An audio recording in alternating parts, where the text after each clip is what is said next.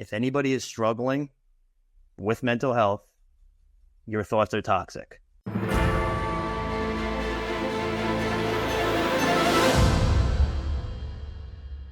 So I am here today with Matt Christofaro. And Matt, it has been such an honor and a pleasure to meet you, to get to know you.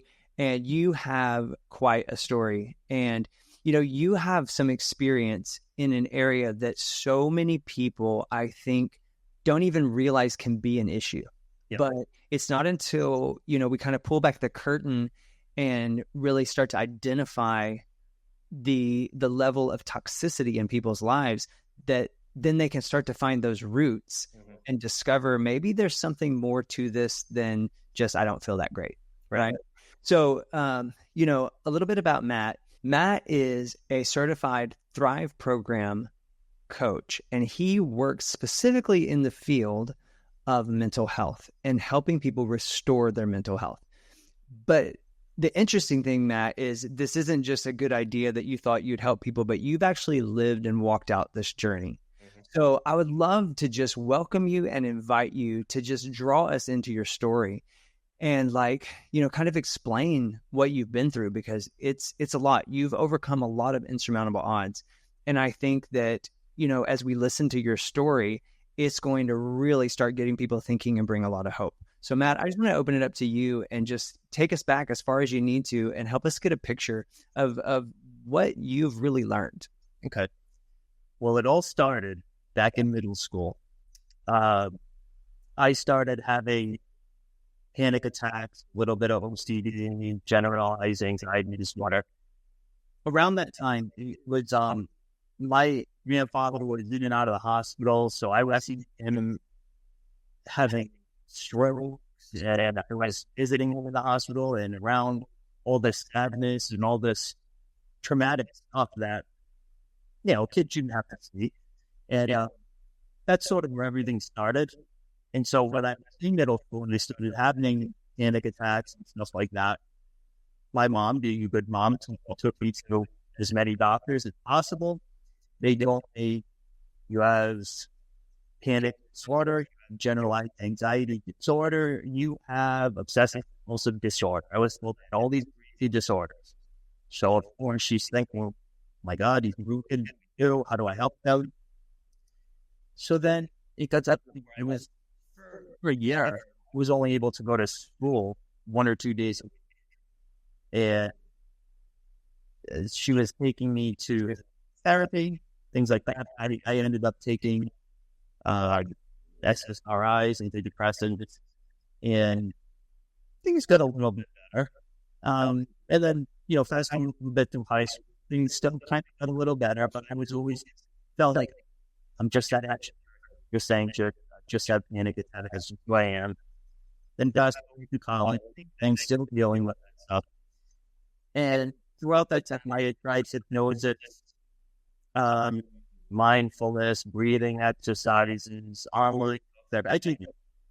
And I still was like, why do I have panic attacks? Do I just have to deal with this forever? And so then something work-wise, and I would have these people panic attacks at the worst possible times during their job interview, during a Zoom call, what tonight, all the times when you don't want to be sitting. That the Thrive program, because I told myself, all right, I'm getting Gary with this. One of them, I'm going through this program and it's going to work, or I'm going through this program and it's not going to work, and I'm just going to accept I'm just that panicky guy I just have to deal with for the rest of my life, but I'm going to stop trying at that point. One of those two things needed to happen. Fortunately, the better thing happened. And in about 3.5 weeks, I felt like a different person. I felt amazing. And so I went through the program, but no desire of becoming a coach. I just wanted to be fixed. And it fixed me, or I fixed myself. It wasn't what the coach did to me. So I was like, what the heck kind of magic is this? Why did this actually work when nothing else worked? So I made my girlfriend go through the program because she's a middle school teacher and she was having anxiety and low self-esteem. Same thing, changed her completely in a few weeks. And that's when I was like, I need to become a coach. people in the US do not know this thing exists because we're based out of the UK. And people are struggling way more than I am, thinking that there's absolutely nothing that they can do, and they need to know that there is. And so here I am to help people. I had panic attacks and all that stuff for 24 years, was told I had all these disorders. I didn't have disorders. I didn't know how to manage my thinking. That's it. Like most of us, we're not taught how to manage our thinking when we're young, like we are how to cross the street safely, how to tie our shoes. And so now I'm here to help as many people as possible. Yeah, you hit on something very interesting is, we are taught all these basic skills, right? Like you said, how to tie your shoes, how to brush your teeth, all these things. But we're not taught how to handle our emotions. Mm-hmm. And that's so interesting. And it's very, unique that you've observed that, but it makes sense coming from the side that you've been on. Take a minute and tell me about how did your panic attacks manifest? Like what would happen to you? And because I've never to my knowledge had a panic attack, right? So I'm curious, what is a panic attack? Well, it usually starts with, I guess it has to. It starts with one thought that you get very scared by. And it's in that moment where if we did know how to manage our thinking, it wouldn't lead to a panic attack. But we have that one thought. So let's take the example when I was in a job interview. I think I have to do amazing right now. This is it. I have to do amazing. I have to answer these questions perfectly. I have to ask intelligent questions. I need to be the smartest guy that interviews. Oh my God, what if I don't? What if I don't? Oh, what if I stumble? What if oh my God, I'm freaking out. Now my heart's beating fast. And oh my God, am I having a heart attack? And you can see where I'm going. And all that's happening way faster than I just described it. That's happening in seconds. And before you know it, especially for the first panic attack, you think you're dying. You think you're dying. You're going to die in this interview. So you're definitely not going to get the job. And even if you're not dying, how embarrassing is that going to be? This, the guy interviewing you is going to have to drive you to the hospital. So you're having all these thoughts in seconds, and you get very scared. And then what happens is, because you got so scared, you turn that experience into a full-blown phobia. You're telling your brain that was a threat. Do anything you can to help me not ever experience that again. So then you become hypervigilant. Next time you're applying for the next job, oh my God, I hope it's not like last time. I can't have it be like last time. And it's going to be like last time because you don't want it. That's what happens, and it's horrible. So it's just really like this spiraling or snowballing effect. Yep, that's exactly what it is. Wow. So, okay. How often was this kind of snowballing effect happening to you? Was this maybe once a month? Was it every day? What did that look like when you were going through it? When I was younger and all this started, it was every day. I guess because I was so younger and I don't know the right phrase. I want to say less intelligent. Maybe that is the best way to put it. Right. And it's even scary because you don't know what the heck is going on. So I was in the nurse every day. I was calling my mom every day, just disturbing her at work. Mom, can you pick me up? Can you help me? And I think she did. I think she did pick me up most of the time until the therapist is like, you can't do that because that's just, it's giving more attention to what this is. You kind of have to give them tough love. So at that point, it was every day. Then as I got older and I was an adult and right before the Thrive program, it was happening maybe once a week. But again, it's happening during the most important parts of my life. Very important meetings, interviews, things like that. So even if it was happening once a month, but it was during the one thing you didn't want it to happen during, that was plenty to be something needs to change. Yeah. So it kind of, and so in other words, it sort of becomes this self-fulfilling prophecy. You set yourself up for failure and you just keep failing. That's exactly what it is. It's so simple. Yeah. So, obviously there are a myriad of mental disorders, anxiety being one of them, panic attacks, and I know they diagnosed you with lots of different things.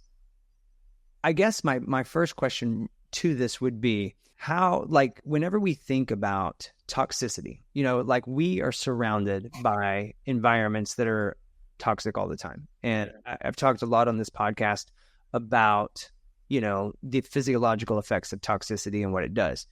But really what we're talking about here is like mental toxicity, right? And so how do you help somebody identify that they are being saturated, if you will, in an environment of mental toxicity? Because a lot of times, like with physical toxicity, it's easy to kind of go in and like, okay, let's take inventory. What are the products I'm using in my house? What are the cleaners? Oh, there's these chemicals. Oh, I'm using these candles. That's a problem. And we can physically remove all of this stuff. Mm-hmm. But I think it's a lot different when it comes to mindset and thoughts and emotions. So what are some red flags, or what is like a process of kind of filtering that? I don't know if I'm asking my question well, but what are your thoughts? You are. And it's actually very easy to answer. It's something that we don't do. Mm-hmm.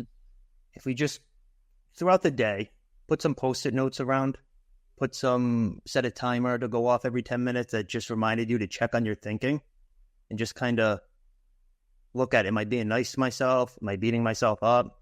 Am I thinking catastrophically? Like, oh, if I don't get this job, oh, that's it. The world is going to end. Yeah. Those are all toxic ways of thinking. If anybody is struggling with mental health, your thoughts are toxic. It's the only thing that can create poor mental health. It's not a chemical imbalance. A lot of people are probably going to be shocked by that, but if you read the research, chemical imbalances are a result of our poor thinking, and our poor thinking is what causes the anxieties and the depression, things like that. So as a result of all those horrible thoughts that are causing the problems, that's when the brain chemicals start to fluctuate, and like serotonin goes down, things like that. Okay. So I need to take a pause. You have got to, like, mic drop, say that again, because that was so powerful. That was so deep. Okay. I try to sometimes not say it as powerfully as I want to, because the therapists and doctors out there will flip out, and that's perfectly fine. I don't care. Well, that's what we're here for, is because we don't want to be lied to. Like, we need to know truth so that we can take care of our bodies, right? Yeah. So you're saying, the common belief, if you will, is that, mental disorder, all these kinds of things that we're dealing with, it's just genetics, and you're just kind of prone to that or born that way. What do you say?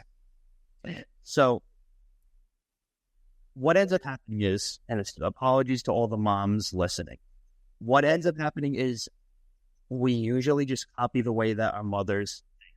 The same exact way that we copy our accents from our parents, our habits, our attitude. It doesn't always have to be the mother, but it usually is.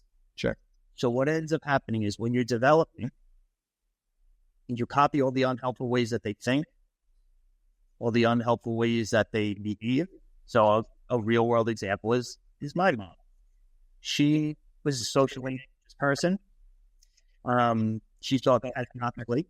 So she was the kind of person, all right, when you leave the house, the world is a scary place. Don't talk to strangers. Don't get in their vans. Don't take candy from the scary place. And when you're in school, you represent Christofaro. Don't do anything stupid. Don't say anything stupid. Don't make the teachers mad. So I leaving the house every day. Oh my God, I can't do that. It's no wonder that you grew up anxious. What ends up happening is people think that they're just screwed. Like, that's like, we thought, I'm just anxious. I'm not just, and all I did was copy my brain. Once you realize it's not genetic, you're not that way, you can change it. I used to consider myself an introvert. I admit it. I'm only an introvert. It's just a label. I'm not any.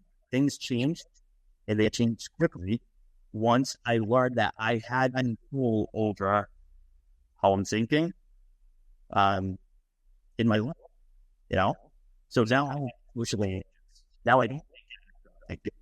Now I don't care if somebody says, oh, well, you're being an idiot. But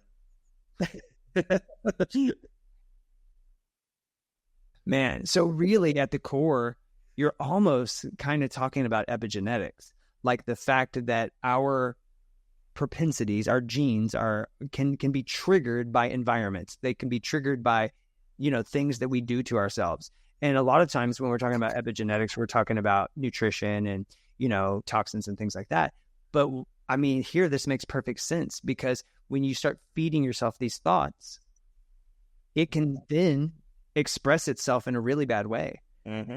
What are some of the physiological things that either you've experienced or you've seen people experience that as a result of just this toxic thinking, it's affected their health, it's affected their bodies? What have you seen?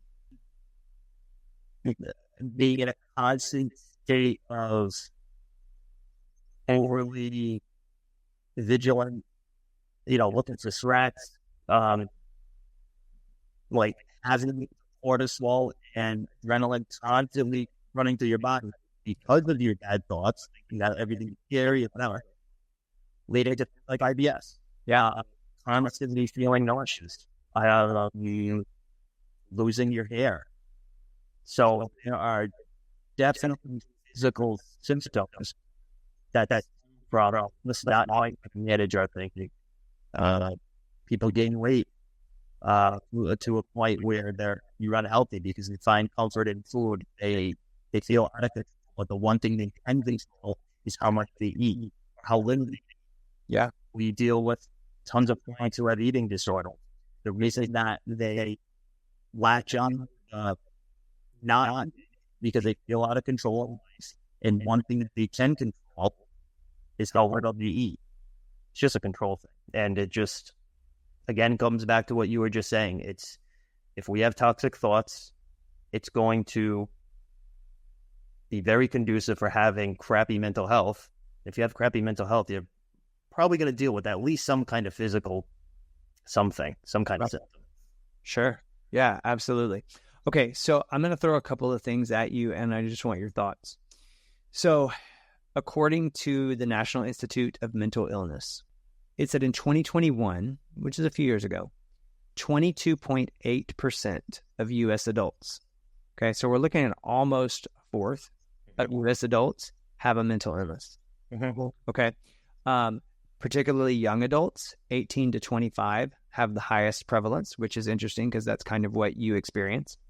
According to the WHO, suicide is the fourth leading cause of death in teenagers 15 to 19.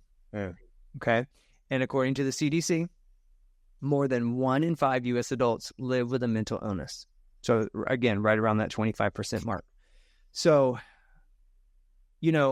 my first question is, has it always been this prominent and we're just now starting to talk about it, or we're just now getting this research in, or have we seen an influx? Because obviously with the dynamic of just economics and the world and everything from COVID on down, like, it has made a lot of shift in the way people handle life. And, I talk a lot about stress because stress was one of the things that led to my illness, right? And so do you think in your field and in the things that in the people you're working with, do you think that there are some specific triggers that have made this an uptick? Or do you think that it's really always kind of been around and we're just now starting to recognize it or talk about it? That's a great question. I think that it's definitely been around to an extent that is way too high forever. We just didn't really know about it because we're becoming more open and progressive as a society, as a culture, where we can talk about this stuff more. I mean, we could always talk about it, but It's very more nowadays, hey, you can open up and we can, what's going on, versus, no, big boys don't cry, rub some dirt on it. You know what I mean? It's not really like that anymore for most people. Right. So people are talking about this stuff more, but I think we're also living in a time that it's tough. I could talk about so many different things. The first thing I'm thinking of is like the snowflake generation. I'll just say what I'm thinking, and how it's people are kind of babied. Here's a great example. My girlfriend, it's harder for her as a middle school teacher to deal with the parents than the children. What ends up happening is she's a phenomenal teacher. She's won all types of awards over the years. The kids will misbehave, and the parents, their first reaction when you talk to them is, well, why are you talking to my kid like that? What did you do to make my kid misbehave? I don't want to use that like, oh, back in my day, but really back in my day, because I used to goof off in class. My mom would say, what were you doing? Why weren't you paying attention? Right. Which I think is how it should be. And so these kids are thinking they can just get away with anything, and that they're being coddled in every way imaginable. And that is not good for building strong mental health, because they're not going to feel independent. They're not going to feel like they sort of are able to control things in life. They feel sort of like immune to things. And when I say immune, I mean, like, oh, I can't get detention, things like that. So It's just the whole being coddled thing is not good. Okay, so expound on that. Why is that setting up? Because I know we have lots of parents listening. We have lots of teachers listening. Because I was a teacher for a long time, and I totally can see what you're saying, and I've seen this played out many, many times, right? Yep. So kind of explain, why is this detrimental for mental health whenever we don't allow kids to experience any kind of ramifications for their actions? We always guard them. Because they're not going to learn that life is hard, and things are not always going to go their way. Yep. So they're never going to really grow up having a strong defense against those things that happen in life. So when stuff does hit the fan, and let's say they get into the real world, or let's use that example. They get into the real world and they're in a job interview or whatever. They need to understand that they better do a good job in that job interview, because the parents can't help at that point. And this is just a dramatic, ridiculous example, but it's just for the purposes of trying to illustrate the point. If they're never forced to really think for themselves, really build up high self-esteem based only on what they think of themselves and not external factors, if they don't lower their social anxiety, they're going to grow up feeling out of control. And when you feel out of control, that's when we create phobias, we create depression, things like that. So I guess that's a long way of saying they just need to kind of be slapped in the face with a little bit of reality. I don't know if that's the right way to answer that question. No, I like it, because what it made me think was this, that when we allow children to experience the consequences of the ramification, it helps them to understand they are in control. Because it's the choice that they made, it's the decision they made, and this is what happens. Yes. If we distance them from that, then they feel like they have no control, because it doesn't matter if I do something good or bad. Yep. I can't control the outcome. Yep. That's powerful. That's super, big nugget there. Yes. So thank you for putting that very concisely, the way that I should have just done. I'm just processing, right? Yeah. I love that. So, okay. So, obviously this affected you most in your teenage years and in your early 20s.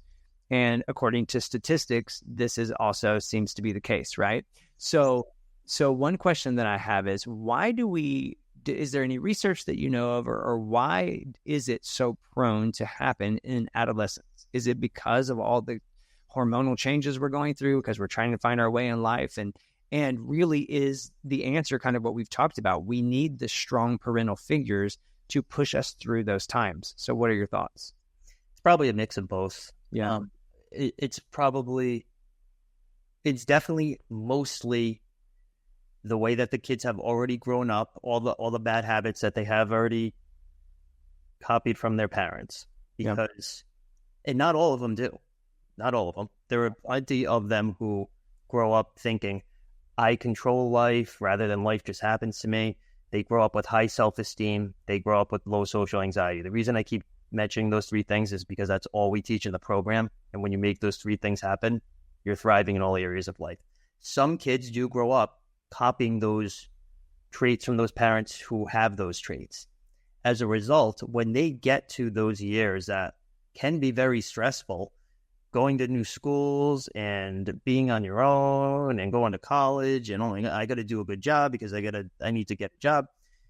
Those kids who grew up with those healthy ways of thinking are going to be able to take on anything. They're going to be confident. They're going to do well in school. Even if they don't do well, they're going to bounce back from it and figure it out. So they're not even really going to be affected by that stuff.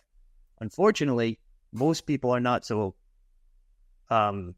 fortunate to grow up like that. Most of us grow up with the opposite of that, feeling out of control. They think catastrophically. They think in a black and white way.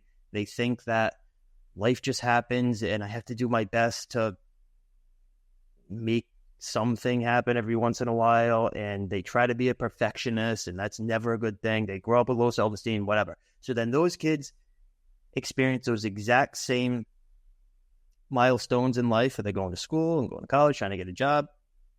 They're not able to bounce back. They are getting freaked out. They're creating anxiety. They're creating phobias. And you're going to notice I'm saying creating because these things don't just happen to us. And this exact example illustrates that, because how could, let's just use random numbers, how could half of those people grow up perfectly fine and strong and not be fazed by any of that stress, and half of them develop mental issues like I did? It's not the thing, it's not the experience, it's not school, nothing's causing the anxiety. It's just how people are reacting to it.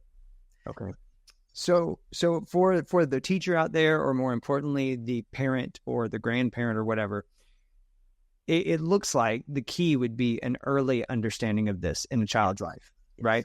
So for those caregivers, for those role models, for those people who have direct influence on those kids, what are some telltale warning signs that these kids are starting to spiral in their thinking? Because obviously the kid's not going to recognize that. But I'm sure, there's the severe cases like maybe you, where you're having the panic attack and it's like this physiological experience. But I would guess that most kids that are dealing with some of this thinking aren't at that point yet. Are there triggers, are there warning signs that a parent can pay attention to, not to try to label their kid or freak out, but just to be aware of, like, what would you look for just to say, like, if I'm seeing this behavior, maybe I need to dig a little deeper? If a kid is wanting to avoid things more and more, and that could be situations, that could be places, it could be things, it could be spiders, it could be really anything. If you notice that they're really avoiding things, that is a telltale sign that they feel out of control, and that they have deemed whatever it may be some kind of a threat that they need to avoid. And what ends up happening is, if they're avoiding one thing because they feel out of control, they're probably going to find the next thing because they're going to think it's scary. So I'll give you an example. If we specialize in one particular phobia, and it's called emetophobia. It's the debilitating fear of vomiting. And so children who are showing signs of that may not want to eat as much. They definitely won't want to go on car rides or a plane, things like that. And it's just a fear of being out of control. So if they're afraid of that, they're probably going to be afraid of any other event where they would be out of control. Probably going on trips where where their parent is the one driving, things like that. So avoidance. If they're avoiding things and it doesn't seem right, all the other kids are running around doing whatever it is, but they're crying, something's going on. Yeah. Okay. Does it work the other extreme? When some kids feel like they don't have control, they're out of control, instead of that retreatism where maybe they avoid things or they become fearful, does it ever happen the opposite, where they begin to act out more and try to control more in a more aggressive or like maybe tantrum type state? That could happen, yeah. A great example would be developing OCD. The reason that people develop these compulsions is because they feel a sense of control. If I touch the doorknob 5 times before I leave, I feel in control. And because I can determine how many times I touch it, number happens to be 5. Now I feel in control. Same thing with the eating disorders. I went to withhold from myself, probably because I have very self-esteem, but also I can control my taste. So people will tend to certain specific areas, and then that's what happens. You just try to over control other things, and that was a big thing for me. I was a control. I wanted to control everything because I felt out of control. So here we go. Example. I'm sure a lot of people can relate to that. Because I felt out of control of my life, my panics, emotions, anxiety, felt like I couldn't control it. I wanted to control everything else, so I when our friend we're going to go out, I was like, what time, who's going to be there? What's the parking situation? I'm going to drive my own car this week. I can leave if I need. Are we leaving? What time are we leaving? Are you sure? Just trying to control everything in an attempt to, really just feel more. And it's just, that's how you start over controlling things in your life. You start making yourself crazy, ruining your life. That's honest. Wow, that paints a good picture. So with a child, is there any kind of protocol or method in which a parent can give them areas of control very systematically to help them avoid, or I guess to help them realize that you do have control in some things, and then in some things you don't, and understand that balance? Yeah, so that's a massive thing. If they could just be that and build a powerful sense of control within their kids, they would pretty darn to develop strong mental health if you did nothing else. Yeah. So if they just reassured the child, and if the child felt out of control, hey, it's okay, you don't always have to be in control, tolerate being in control, and just speaking to them like that, and just making them realize that you don't always have to be in control. It's okay. It might feel scary, but we can tolerate this, and maybe tolerate it together. So a good example might be, I don't know, making the kid jump. Not making the kid, but like going in a very cool, things like that. And so like, oh, I can't go in the pool. It's gonna be too cold. But then doing it and realize we're doing it together. Oh my God, you tolerate it. We thought that we couldn't tolerate it, and we could. Assessing it in that way, that's going to build the kid's belief that they can tolerate it when they're not in control. Because you can, it's in the book. You're like, that's go. It's all hot. It starts to help build that belief. And that's our little, all is just building the belief that you can tolerate being out of control. Because think about it, if you thought that you just go through life tolerate anything that is thrown at you, well, you are good. It can be boring. You're not going to develop OCD or phobias or fears or anything like that. You can take on that. You're just going to be. Yeah.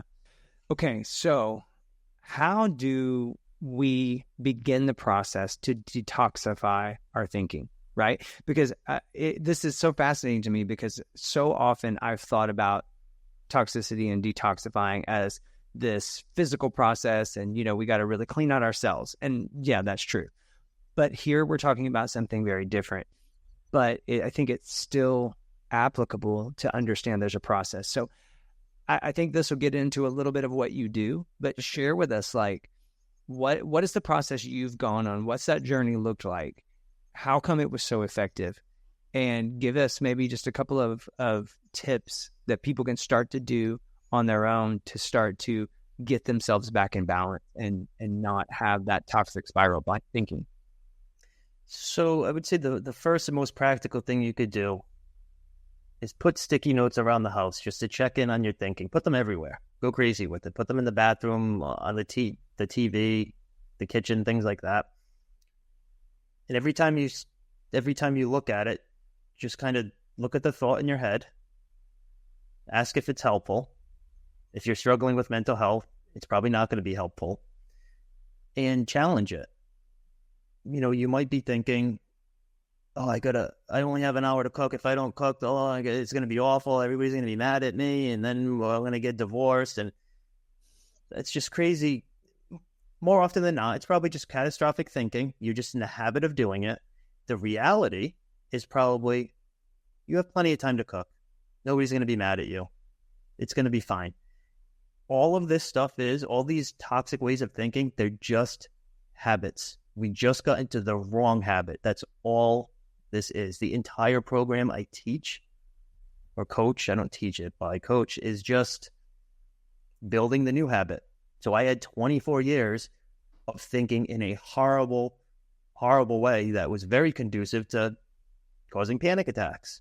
Mm-hmm. I had to really monitor my thinking, challenge my thoughts, and do it for long enough where I built the new habits to change it. And it's literally something as simple as that. So years ago, I would have been sitting here right now thinking, well, first of all, I probably would have taken a Xanax before I did this. I would have had high social anxiety. This is important to me. So I would have been thinking, I gotta have the perfect responses. I can't sound stupid. I need to be the best guest that he ever has. And I was just in the habit of thinking like that because I copied it from my mom. You got to do perfectly. You got to do this. And now it's just, I'm going to do a pretty good job, and pretty good is pretty good. Yeah. It just took monitoring my thoughts, changing them, challenging them for a long enough time to build a new habit, like any other habit. That's all it is. Wow. So it's simple. And it's funny because, detoxifying your life is also simple. Like, switching out cleaning products, changing the food that you eat. It's all simple steps, and they all compound into something big, and you get a great product. So, I think if anything, if we could help people to understand that, like, no one is so far gone that, like, you can't get yourself healthy again. Because when you're not healthy mentally, like you said earlier, it's going to affect every area of your life and your body and your longevity. So just like there are people that are struggling with chronic illness, there are people that are struggling with diseases and different things. They need to start taking steps toward health. Same thing here. You are bringing so much insight and so much empowerment to people because you're telling us you don't have to run to medicine. You don't have to run to drugs and pharmaceuticals and prescriptions. And you don't have to, feel like you're this victim that just like, oh, well, you were just born with this. Like it, just like with me, with my sickness, when I realized that I'm not a victim, that means I can do something about it. Yes. And so then you can just be intentional in those steps. So, obviously we're talking about it and somebody might be listening and be like, yeah, that makes perfect sense. But then it's like, what do I do now? So there are people that are going to need a coach to walk them through this. They're going to need help with this because when you're trapped in some of these things, it's when it's hardest to see the other side. Mm-hmm. So how can someone reach out to you? Where do they go for help? The best way would be through Instagram. My Instagram name is thrive, with Matt. And the periods are very important because there is a thrive with Matt. I don't know who he is, but he has nothing to do with what I do. So thrive with Matt with periods in between through Instagram. I offer free Zoom discovery sessions just to tell people what working with a coach is like. Okay. And how whatever they're dealing with is predictable in both the way that they created it, how they're maintaining it, and how to overcome it. This is simple stuff. In everything that you just said, you nailed it. Nobody is too far gone. Most of our clients who overcome that specific phobia I mentioned before have had it decades, including one woman who had it 75 years. She got over it in 8 weeks. I'm not a therapist. I am just a dude who overcame 24 years of panic attacks and OCD and all that stuff had tried everything, like all of our clients do, and found the one thing that works. And now I'm just helping people change their limiting beliefs. That's a massive part of the program. And just build up strong, powerful ways of thinking. And when you do that and you feel in control in life and have high self-esteem and low social anxiety, you will not have phobias. You won't have, OCD or PTSD. You'll get over that stuff. Yeah. And that's powerful. So, Matt, we're going to put links to all of your socials and to your website and everything in the show notes. Great. But I think maybe for the person who's sitting there feeling anxious right now, saying that probably wouldn't work for me, this is, this sounds too good to be true, whatever, that's probably the person that needs to reach out to you. Oh, yes. Because it's that is the spiral thinking right there. Yeah. Well, here's the thing. If for that person who is thinking that right now, I'll show you how predictable this is. You feel out of control in life. You hate losing control. You have low self-esteem, and you have high social anxiety. If you answered no to any of those three, you'd have to look deeper, because if you're suffering with some kind of mental health thing, all three of those things are at play, and you really have to dig deep. You might think, no, I have high self-esteem, but if it's based on the car you drive or the title you have at work, what happens if you get fired tomorrow? Then you're screwed. Your self-esteem has to be based only on what you think about you. This way, nobody can shake it. Yeah. And that's why I threw out before, I'm not a therapist. I'm just a regular dude. This is different. And I would encourage people, if they're like, this sounds like magic, go on our website. The whole program is based on hundreds of research papers and 35 years of clinical experience. We have hundreds of testimonials, including Bella Ramsey from Game of Thrones and The Last of Us and The Worst Witch. She overcame emetophobia with us. Everybody, I tell clients, your story, you're not special. And what I mean by that, before people are like, oh, this guy's being a jerk, is we are all struggling for the exact same reasons. It's not because of a traumatic event that happened in the past. That's what everybody thinks. That's what I thought. It's about our beliefs now, how we're thinking now, how we're not managing our thinking now. That's what matters. So that's the awesome part, is that we created this. Don't beat yourself up. We created it, but that's empowering, because that means it's not the scary external thing. We created it, therefore we can uncreate it. The past doesn't have an effect on how you can start taking steps today. So if anything, that should be hopefully the most empowering and motivational thing people hear today. That's my intent. So do you work primarily with adults, or is this for children as well? I work primarily with adults, but we do work with children. We have specific programs for children, specific programs for teens. It really doesn't matter. Great. What about, have you found it effective to work with parents that have kids that are struggling? Is that a good fit? That is a great fit. And if we do work with a kid, really anybody under 16, we have to have the parent go through the program too, because as you've probably gathered by now, the parent is the reason that the kid is kind of struggling. So if we have the kid building up all these good habits during the day, and then at night the mom is thinking catastrophically, and it's not going to work. We need everybody to be on the same page, everybody to be doing it together. Yeah, I'm with you, man. Matt, thank you so much. I have learned a ton, and I think this is so valuable because, again, 1 out of every 4 people is dealing with this. Yep. And so to realize that you're not a victim and this can be overcome, and it doesn't have to be difficult. Exactly. That gives us hope. So, man, appreciate you so much. Thank you so much for your time. Thanks for joining me. And we'll put your info in the show notes. And yeah, if you have questions for Matt, do reach out to him. Great. Thank you again.